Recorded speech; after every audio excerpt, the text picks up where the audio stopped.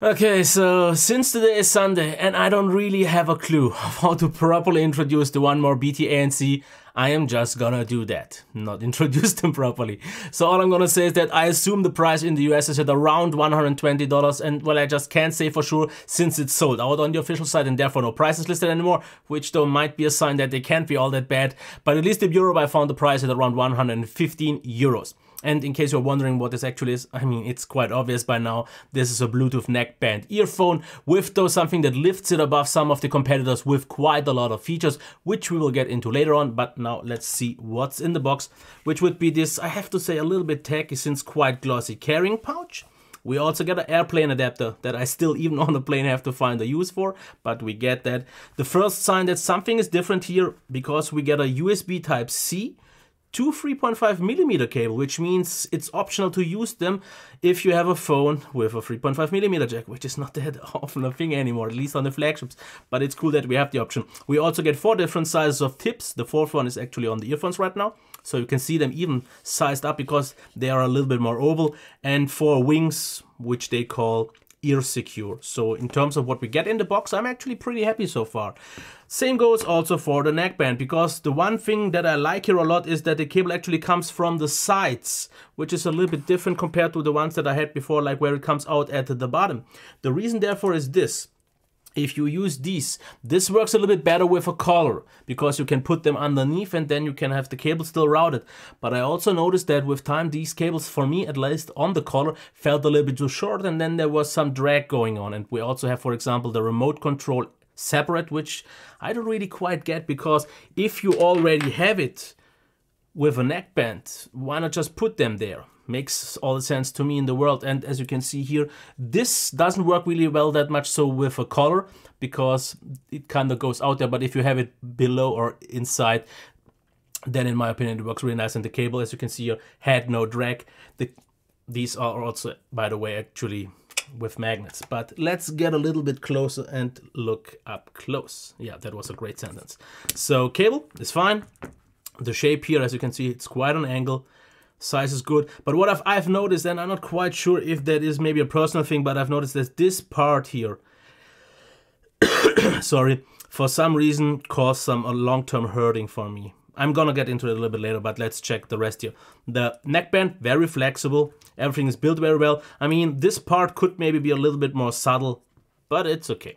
Now, here we can see the USB-C port, where you could use now the cable, in case you want to use them with 3.5mm. You will still need to power the headphone because of the deck, I guess, and the power itself, but this is an option. But as you can see, this is always a little bit in the way, so I would maybe rip it off, but then you maybe lose out on some splash protection or something like that. Now here at the top we have the power button along with the LEDs. I mean, it will blink blue every few seconds, but that's just typical for Bluetooth headphones, at least for most.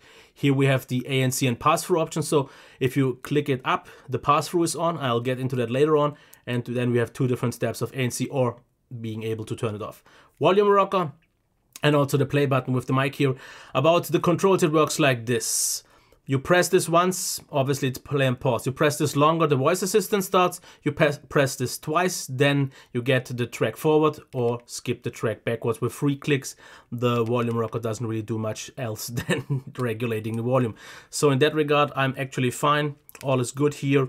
So I would say let's talk about the comfort here right now, because this is already the first big thing that I have to say at first felt very good, because what I have to say about these, what it feels to me like they are shape locked, and this is a little bit hard to explain, but due to the angles and due to this part, it feels like they are sitting inside, and then just due to the shape and not even just because of the ear tips, they sit very secure. And about the ear tips, I have to say they work out pretty nice. They don't really give you all that much isolation is what I've noticed, because I didn't really try any other sizes because these fit right. The smaller ones, I would think that they are just too small and the isolation would be compromised. And generally, since I don't use big ones, I think this should be the best solution. And I have to say, at first, actually, for the first whole day when I've used them, they were pretty comfortable. But I've noticed that whenever I touch my ear felt a little bit sore. I had this on like 1 or 2 other headphones in the past, but here something was a little bit different, because when I used them for the whole day, the next day, my ear actually hurt quite much and it felt like I had a little bit of an infection here, which I assumed actually was just that at the beginning. But then I didn't use these for a few days, and like after a day, the swelling went down. But once I used these again for a holder, I had the same thing again. So it might be due to my particular shape of the ear that it kind of introduces some long-term hurting. I can use them actually very comfortably for one day without any issues.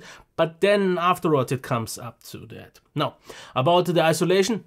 Out of the box, actually not that much, because it pretty much reduces the lower volume noise or the lower frequency noise more, a little bit like the bass, but you can still pretty clearly hear the mids and the highs, which actually is a upside for me, because with them in my ear, if I don't listen to music, I can actually hear people way easier, and I don't really have to take them out, which is quite good, and you don't feel quite as kind of, close up. Now, the next thing would be the ANC. How does that one work? Well, I have to say this. Since the isolation isn't on its own all that strong, I would say actually that it's a nice extra with the ANC, because the first step, I have to say, reduces the more monotonous sounds, more like machines and so on, but actually not that much, because I've actually had passive noise cancelling headphones that worked still better than these here, but this feels a little bit more natural because the noise is just not there, but you can still hear the higher frequencies a little bit easier. So even if you have ANC on, you can still hear people quite good, but the machinery and the noisy sounds outside aren't really all that much of an issue anymore. The second step for the ANC wasn't quite my thing, because it kind of introduced some pressure, or at least perceived pressure in my ear, which I've already noticed in the past on 2 of these, so this is more of a personal thing, I guess. So about the pass-through option, that one is quite unique because it allows you to hear people even easier. But what I've also noticed is if you have machinery going around, it does pretty much the exact opposite. It doesn't really kind of noise cancel it, but it actually makes machinery sounds actually more so obvious, and you definitely hear way more of a white noise due to the introduction of this. And I would also say that the white noise, if you have them turned on with just ANC, is audible. It's not something disturbing or so, but if you want it very quiet, I've already had ANC that was a little bit quieter. I've talked about the controls, I've talked about the white noise, which even in normal use without ANC, I don't see the big issue, because even if I had on the volume control like 1 click or 2 above, I didn't really hear anything anymore. About the delay, which is something that a lot of people seem to have an issue with, I have to say this.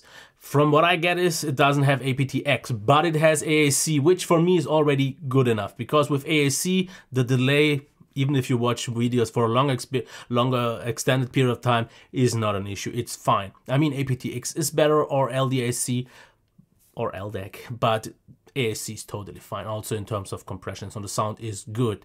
What I also have to say about the connection, it was usually strong, but what I had also is like about every hour, or at least on average once per hour, like a little bit of a hiccup. Maybe phone related or not, I can't really say so much for that. Now about the battery life, I got about 8 hours, once a little bit over, once a little bit less without ANC, and with ANC I got about 7.5 hours, maybe even a little bit less if I keep it moderate, but I would assume half an hour, 1 hour less compared to what I got on Bluetooth without ANC. Now about the volume. Over Bluetooth, it was loud enough even for me with some reverbs, which is super nice, but when I used the USB to 3.5mm cable, with my phone, it wasn't loud enough. Then I would have wished for some more reverbs, but yeah, that's just that. Now let's talk about finally the sound. After 8 minutes, it took me quite long, but there was so much to say here. Now, soundstage actually, due to the very amazing clarity of this earphone, is quite open. Also a little bit kind of airy, and definitely makes a above average job even in this price range. So pretty nice. Also well-defined soundstage. Everything feels very cohesive. I really like that. What about the soundstage? Well, that I don't really love so much, because it is, what is good, quite flat and neutral. And generally, though, also I have to say, at least in the mid-range part and in the higher end part, a little bit tends to sound thin, a little bit on the colder side also. Quite emphasized high end, which is a little bit shouty, I have to just say that. And it can be at the higher end a little bit sharp for some people. But the good thing is it's not really sibilant. That's at least the counterbalance to that. Even though I have to say, with those quite emphasized highs, it might be not that long-term friendly. But let's talk about the individual qualities and start off with the bass. It's quite punchy, but it's not dominant at all. I mean, it's a great supporting role, because it never tries to be the main lead, but it always gives you enough, but just about that. You won't really get more bass than you would expect to get. So this is pretty on the lean side. So I wouldn't call it weak, but I would maybe wish for a little bit more force and impact behind it, because also, for example, the sub bass was decent, but I would wish for a little bit more force, a little bit more warmth behind it, because it's a little bit of a colder and just solid doing bass. If you tune it a little bit, it actually works better, but I'm getting into EQing a little bit later on. About the mids, well, here I have to say that some vocals, especially if you listen to screamo music or metal that gets a little bit higher pitched, or also, let's say, weaker female vocals, it tends to sound a little bit thin, and vocals, I would assume, especially male voice, to have a little bit more body to them. Now the highs, those are heavily emphasized. They are quite sharp. There's no real roll-off, but what you get for that are a lot of details, and what is the most amazing part about these, which is the one thing that stood out for me at first, the amazing amount of clarity that you get. Everything feels so clean. I mean, the overall emphasis on the highs can be a little bit fatiguing, especially since it's also a little bit sharp, but the clean and high vocals, and I mean the treble, makes it kinda impressive, I have to say. When it comes to the music, I have to say it's maybe not the best all-rounder, because like I said, metal in general felt a little bit thin, especially if it comes to older sound of music. It makes it feel quite fresh, and it doesn't feel kinda like super old, but a little bit more body would have been nice. Rock works actually a little bit better, because the screamo part of some certain metal music didn't really have such an impact. Pop music works out totally fine, but it's not really a super like fun sounded or mainstream sounded headphones. So it's more something that works better, I would say, for classical music, also for ballads, especially where vocals are very soft, and that kinda is the main part. If it's something more kind of orchestral, where you need the big impressive soundstage with the full warmth, maybe not quite so much. And where it also doesn't really work out that well is for bass heavy music, because they don't put any emphasis on a lot of bass. The bass is good, but that's just about that. Now let's get into EQing, because that's for me the important part, because I have to even say that as someone like me who usually likes a lot of treble, those were a little bit too treble dominant. So I've tried to use it with a little bit of an equalizing, and it actually helped quite a lot. And you don't really have to do much. You can, if you want, to push the bass a little bit more to make that one a little bit more obvious in case you enjoy that. But like I said, it's pretty flat and neutral, so it works out pretty good here. But the highs I would maybe lower a little bit, because then the sharpness, the fatiguing part, the little bit too demanding part gets away. You can relax way more, and you can just enjoy a very nice overall sound. Now about the competition, I have only like 3 to mention here, because the rest won't really fit in with a comparison. The RHA MA750 wireless that I have here right now, even though the 650 are a closer competitor, I still think that those are the closest thing to my perfect sound signature. They work out so well, very nicely balanced and everything else. But I have to say, those, even though they have a better tonal balance, they are the better all-rounder. They have less features, they have the worse neckband, and the comfort, or let's say the fit, wasn't all that quite secure, and I don't think comfort will be an issue for other people. What I also have to say, the 650s aren't maybe quite as detailed, aren't quite as clear, but also more of an all-rounder, but yeah, cheaper. And the other ones that I maybe have here, noticeably cheaper though, because as a maybe budget alternative, the KZ BT that I've reviewed a while ago, definitely not as mature, not as kinda advanced in terms of sound, in terms of features or anything like that, but it gives you a nice mainstream bass heavy sound. The bass was actually quite clean, and it's definitely more fun, but yeah, not quite the same quality. Now about the pros, let's get to those real quick. Feature packed, very versatile, with the USB-C cable, with ANC, with pass-through, AAC, everything works out pretty nice. We get good controls. I actually prefer it here on the Nitpicker, because the big power button, which is the play button, which is the one that you will use most, is easy to reach, and also the volume rocker, even with gloves, absolutely no problem. A very good neckband, secure fit, comfort, I'm gonna get into that a bit later. Amazing clarity, very good EQ response or responsiveness on that, and we get at least AAC. Now, cons. Possible long-term comfort. That was a little bit of an issue for me, but I have odd ears, so I think that will be less of an issue, so I'll put that in brackets. Generally, especially at the higher mids and higher end, a little bit thin, a little bit cold, maybe a little bit overemphasized highs. That is just not something for everyone. We don't get aptX. Now that was that. Now what I could tell you is, for what is this, or for who is this? For everyone who likes clarity, for everyone who wants something which is something that is harder to get these days, something more neutral, something more flat, something with a lot of details that doesn't overemphasize the bass so much. And if you EQ the highs a little bit, it's a very nice and enjoyable sound. And especially with the big upside of being very friendly to listen to it on lower volume, because you don't miss out on any details, which usually you need to bump up the volume a little bit more. So even on lower volume you can enjoy these quite a lot.